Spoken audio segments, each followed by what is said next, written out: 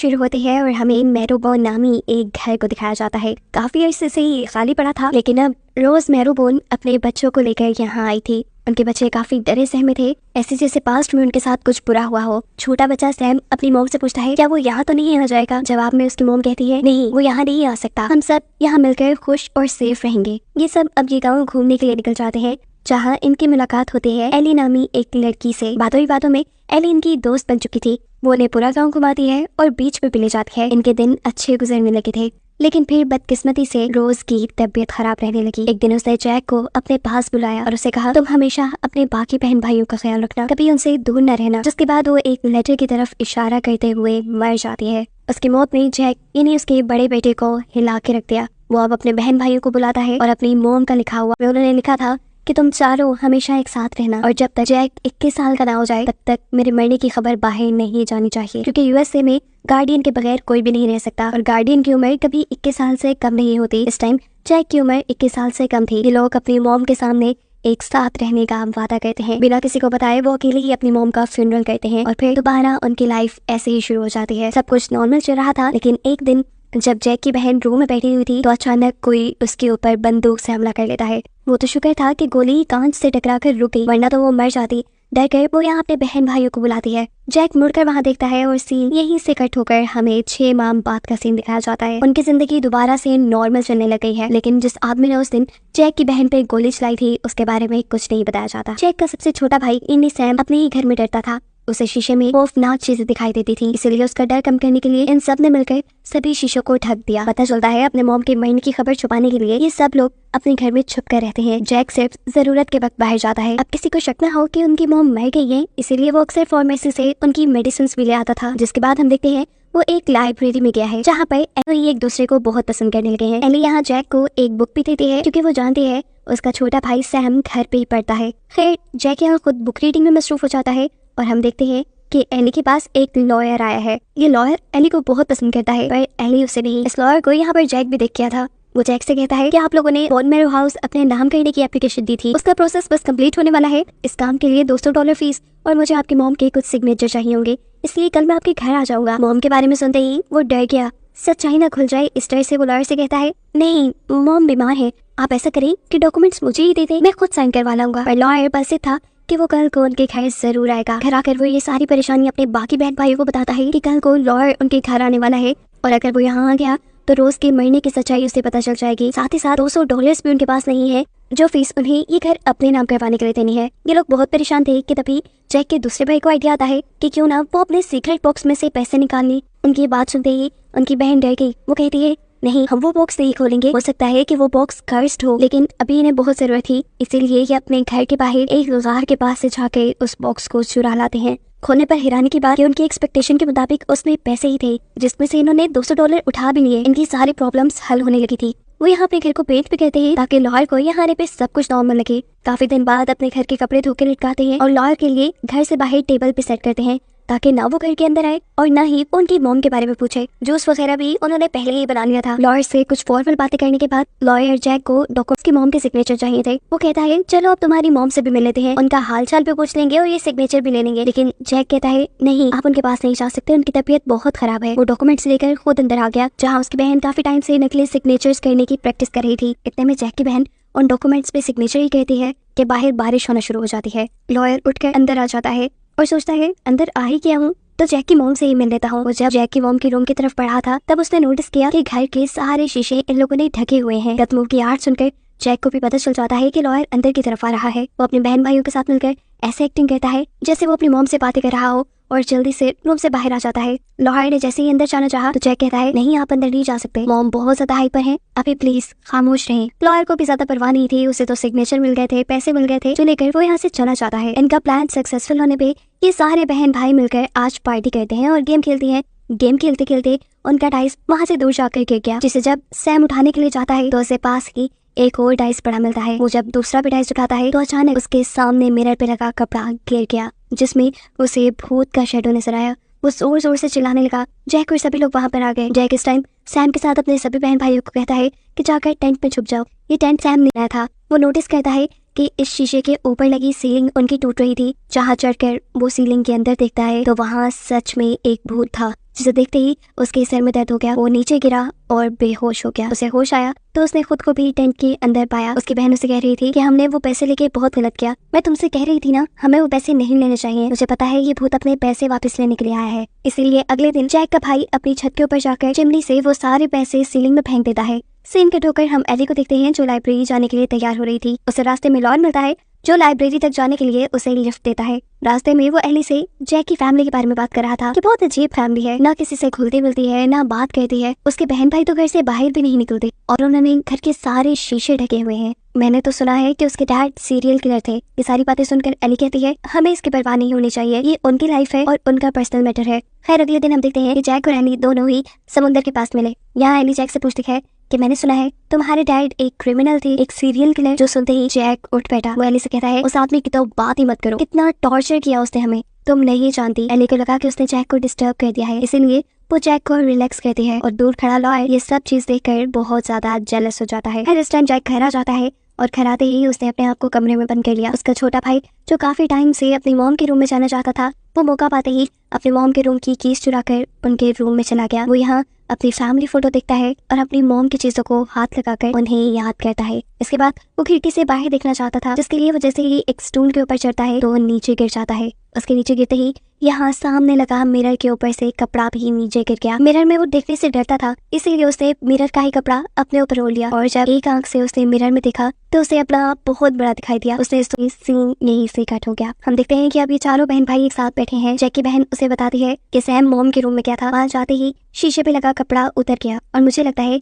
ये सब वो भूत कर रहा है। हमें उस भूत को अंजाम तक पहुंचाना ही होगा। इनकी बातों से हमें पता चला कि जिस भूत की ये लोग इतने टाइम से बात कर रहे थे वो भूत कोई और नहीं बल्कि इनके डैड थे। वो सीरियल किलर अपने ही बच्चों को मारने के लिए इंग्लैंड से यहाँ तक पहुंच गया था, जिसने अपनी बेटी के ऊपर गोली भी चलाई थी। लेकिन उस दिन किस्मत से जैक की बहन बच गई। इन सब लोगों ने फिर अपनी जान बचाने के लिए अपने डैड को पकड़कर सीलिंग में बंद कर दिया। इन्हें लगा कि वो मर गए। जैक की बहन कहती है कि हमें उनका फ्यूनरल कर देना चाहिए, फिर उनका भूत हमें तंग नहीं करेगा। यहाँ सीन कट होकर हमें पता चलता है कि उस लॉयर को न्यूयॉर्क की एक लॉ फर्म से ऑफर आई थी, जिसमें उसे $5000 के बदले उस लॉ फर्म का शेयर होल्डर बना दिया जाता। ये सब तो बहुत अच्छी खबर थी, लेकिन प्रॉब्लम ये कि उसके पास $5000 नहीं थे। इतने पैसे वो कहाँ से लाता? तभी उसकी नजर पड़ती है न्यूज़पेपर पे, जिसमें खबर लिखी थी कि जैक के डैड एक सीरियल किलर जेल से $10,000 लेकर भाग गए हैं। अब था तो वो खुद भी लॉयर। कड़ी से कड़ी मिलाते हुए उन्हें याद आया कि कैसे जैक ने $200 एक साथ उसे कैश दे दिए थे। जरूर जैक के डैड उसके पास ही आए होंगे और उन्हीं में से $200 इसे दिए गए। वो सोचता है कि क्यों ना अगर वो जाकर जैक को ब्लैकमेल करे तो उसे इस आदमी के चुराए $10,000 में से $5,000 मिल सकते हैं।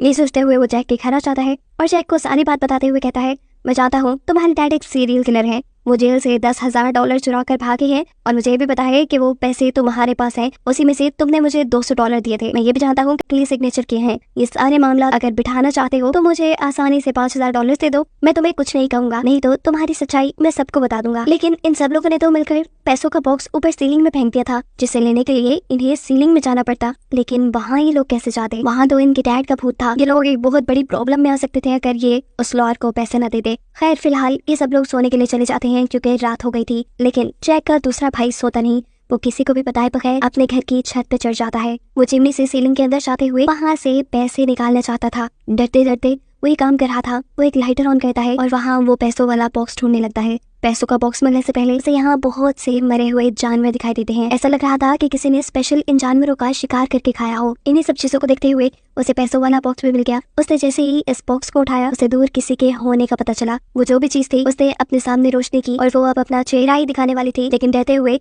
ये लड़का यहाँ से बाहर निकलने के लिए रस्सी के ऊपर चढ़ने लग गया। लेकिन अब उस एंटिटी ने इस लड़के को रोकने के लिए रस्सी को पकड़ लिया। अपनी जान बचाने के लिए वो सारे पैसे भी उसे दे देता है, लेकिन फिर भी जब वो एंटिटी रस्सी नहीं छोड़ती तो मजबूरन उस लड़के को रस्सी काट के अपनी जान बचानी पड़ती है। सीन कट होकर हमें दिखाया जाता है कि जैक बेहोश था। उसे जब होश आया तो उसने देखा कि उसके जिस्म में बहुत ज्यादा दर्द है। साथ ही साथ उसकी छोटी बहन अपने भाई की पट्टी कर रही है। ये लोग बहुत ज्यादा डरे हुए थे। वो जैक से कहते हैं कि हमारे डैड वो मरे नहीं, वो सीलिंग में अभी भी जिंदा है। बारिश का पानी जमा कर करके वो पीते हैं और जानवरों का शिकार कर करके उन्हें खाकर वो वहाँ जिंदा है। अपने डैड का नाम सुनते ही जैक को दौरा पड़ने लगा था। जैक की छोटी बहन घबरा गई थी कि अब वो क्या करे। उसके दोनों भाइयों की हालत खराब थी। उसके पास कोई चारा नहीं था सिवाय इसके कि वो एली को सारी सच्चाई बता देती और अब एली से मदद मांगती। वो एक लाइट के जरिए अगले दिन एली को मिलने के लिए साहिल पे बुलाती है तो उसे वहाँ कोई नहीं मिला सिवाय एक डायरी के। इस डायरी पर लिखा था, ये हमारी कहानी है। इस किताब से उसे पता चलता है कि पहले जैक और उसकी पूरी फैमिली इंग्लैंड में रहते थे, जहाँ उनके डैड ने उन्हें बहुत टॉर्चर किया। वो एक साइको थे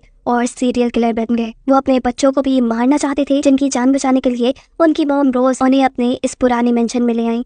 कहानी यहाँ से फ्लैशबैक में चली जाती है और हमें वो सीन दिखाया जाता है जिस दिन इन लोगों के डैड ने आकर जैक की बहन के ऊपर हमला किया था। इसे देखते ही जैक की बहन डर गई थी। उसने यहाँ जैक को बुलाया। जैक भी अपने डैड को देखते ही डर गया, लेकिन उसके ऊपर जिम्मेदारी थी अपने बहन भाइयों की, जिन तीनों को वो यहाँ सीलिंग में छुप जाने को कहता है और खुद अकेले अपने डैड से निपटने के लिए जाता है। असल में जैक की मॉम अपने हस्बैंड के चुराए पैसे भी यहाँ ले आई थी ताकि उनके बच्चों का फ्यूचर सिक्योर रहे। जैक अपने डैड से कहता है, तुम ये पैसे लो और शराफत से हमारी जिंदगी से चले जाओ, हम तुम्हें कुछ नहीं कहेंगे। लेकिन वो आदमी तो एक सीरियल किलर था, पैसे लेकर वो उनकी जान कैसे छोड़ देता। वो यहाँ जैक के ऊपर ही हमला कर देता है। इससे पहले कि वो जैक को मार डालता, जैक के हाथ में पड़ा हुआ चाकू वो अपने डैड के गले में स्टैब कर देता है। लेकिन अफसोस कि उसके इस हमले से उसके डैड मरे नहीं। कुछ ही देर बाद वो उठ खड़ा हुआ और जैक का पीछा करने लग गया। जैक, जिसे लगा था कि उसके डैड मर गए, वो यहाँ से भागते हुए अपने घर जाना चाहता था। उसके पीछे उसके डैड आकर उसे एक पहाड़ी से धक्का देकर गिरा देते हैं। नीचे गिरते ही वो जख्मी होकर बेहोश हो गया, जबकि उसके डैड चले गए दोबारा उसी के घर। वो इस मरतबा दरवाजे के बजाय चिमनी से ही उनके घर के अंदर जाते हैं, जहाँ जाते ही सबसे पहले उसके हाथ लग गए उसके तीनों ही बच्चे, जिन्हें जान से मारने के लिए वो उनके ऊपर हमला करने ही वाला था। दूसरी तरफ हम देखते हैं कि जैक को भी होश आ गया। वो अपने बहन भाइयों को बचाने के लिए जल्दी से उठकर अपने घर की तरफ भागता है और सीन अब कट होकर दोबारा प्रेजेंट में शिफ्ट होता है। प्रेजेंट में हम देख रहे हैं कि लॉयर जैक से पैसे लेने के लिए जैक के घर आया, लेकिन घर पे उसे कोई भी नहीं मिला। वो लोग कहाँ गए होंगे? लॉयर को इस चीज की परवाह नहीं थी, उसे सिर्फ पैसे चाहिए थे, जिसके लिए वो सबसे पहले रोज का कमरा चेक करता है और यहाँ उसे ये बात पता चल जाती है कि रोज मर गई है और ये लोग रोज के जिंदा होने का ड्रामा करते हैं। पैसे ढूंढते ढूंढते वो ऊपर अटारी तक आ गया, जहाँ जाकर वो देखता है कि अटारी का कमरा ईंटें लगाकर सील किया गया है। वो समझ गया कि जरूर इन्होंने पैसे यहीं रखे होंगे। वो हथौड़ी से इस अटारी को तोड़ देता है और अंदर हम 3 लोगों की लाशें, कोई और नहीं बल्कि जैक के तीनों बहन भाई थे। और यहाँ कहानी में सबसे बड़ा ट्विस्ट ये रिवील हुआ कि उस दिन जब इनके डैड इस अटारी में आए तो उन्होंने आते ही अपने तीनों बच्चों को मार डाला था। ये देखते ही लॉयर भी शॉक था। कहानी दोबारा फ्लैशबैक में जाती है और हम देखते हैं कि जैक को भी ये बात मालूम थी कि उसके डैड ने उसके तीनों बहन भाइयों को मार दिया। वो ये भी बात जानता था कि उसके डैड अभी भी ऊपर हैं और इसका इंतजार कर रहे हैं, इसीलिए वो अटारी का कमरा ही सील कर देता है। उसने अपने बहन भाइयों को निकाल कर उनका फ्यूनरल इसलिए नहीं किया क्योंकि वो अपने बहन भाइयों के साथ जीना चाहता था, उनकी यादों के साथ जीना चाहता था। इस सदमे से उसे मल्टी पर्सनैलिटी डिसऑर्डर हो चुका था, जिसकी वजह से वो कभी खुद ही अपनी बहन बन जाता, कभी अपना दूसरा भाई तो कभी सैम। उसने घर के सारे मिरर भी इसीलिए ढक दिए थे ताकि उसका ये इल्यूजन न टूटे। वो अगर शीशे में देखता तो उसे पता चल जाता कि असल में वो जैक ही है। आसान लफ्जों में उसने ये बात अपने माइंड में बिठा ली थी कि अभी तक उसके बहन भाई जिंदा हैं। अभी जैक के डैड के निकलने का एक दूसरा रास्ता चिमनी भी था, उसे भी जैक ने बंद किया हुआ था। अब सीन कट होकर हम एली को देखते हैं, जो ये सारी बुक पढ़ रही है। इसमें असल में जैक ने अपनी कहानी लिखकर एली को बता दी। ये सारी कहानी पढ़ते ही वो जैक के घर जाती है, जहाँ वो देखती है कि जैक अब अपनी बहन की तरह बातें कर रहा था। उसे जैक के घर से कुछ और आवाजें भी आई। चेक करने पे उसे पता चला कि लॉयर उनके घर पे है, जिसे चेक करने के लिए वो ऊपर अटारी तक पहुंच जाते हैं और वहाँ का मंजर देख के वो भी शॉक थी। वहाँ 3 लाशें पड़ी हुई थी जो कि जैक के बहन भाइयों की थी और चौथा लॉयर भी जिंदगी मौत से लड़ रहा था। उसके अंदर जाते ही अटारी का दरवाजा बंद हो जाता है और उसे यहाँ दिखता है जिंदा जैक के डैड, जो एक सीरियल किलर है, जो उसे भी मारने के लिए उसके ऊपर हमला कर देते हैं। एली जोर से चिल्लाकर जैक को बुलाती है। वो उससे मदद मांग रही थी, लेकिन जैक अटारी में आने से डरता था। जैक बेशक अटारी में आने से डरता है, लेकिन उसका भाई नहीं। उसे यहाँ एलुयन होता है, अपना छोटा भाई बिल समझ लेता है। एली ये बात समझ गई कि जैक इस टाइम अपने आप को अपने दूसरे भाई की तरह इमेजिन कर रहा है, इसीलिए वो कहती है, बिल मेरी मदद करो। और बिल यहाँ उसकी मदद करने के लिए अपने ही डैड पे हमला करके उसे मार देता है, जिससे एली की जान बच जाती है। यहीं से सीन कट होकर हमें काफी सालों बाद का सीन दिखाया जाता है। अब हमें पता चला कि एली ने जैक से शादी कर ली थी। वो उसके साथ रहती थी और साथ ही साथ उसका इलाज करवा रही थी। डॉक्टर यहाँ एली को जैक के लिए कुछ मेडिसिन लिख कर देते हैं और एली को मशवरा देते हैं कि तुम उस पागल आदमी को छोड़कर चली जाओ, पर एली ऐसा नहीं करती। कुछ ही देर में हमें ये भी हकीकत मालूम होती है कि डॉक्टर ने जितने भी मेडिसिन दी, एली वो मेडिसिन आज तक जैक को नहीं देती, क्योंकि वो जैक के इल्यूजन्स, उसकी इमेजिनेशंस को खत्म नहीं करना चाहती, जिसमें उसके बहन भाई हैं। जैसे जैक खुश है, वो वैसे ही उसके साथ रहना चाहती है, क्योंकि उसे बहुत प्यार है जैक से। और इन दोनों को आखिर में एक साथ दिखाते हुए ये मूवी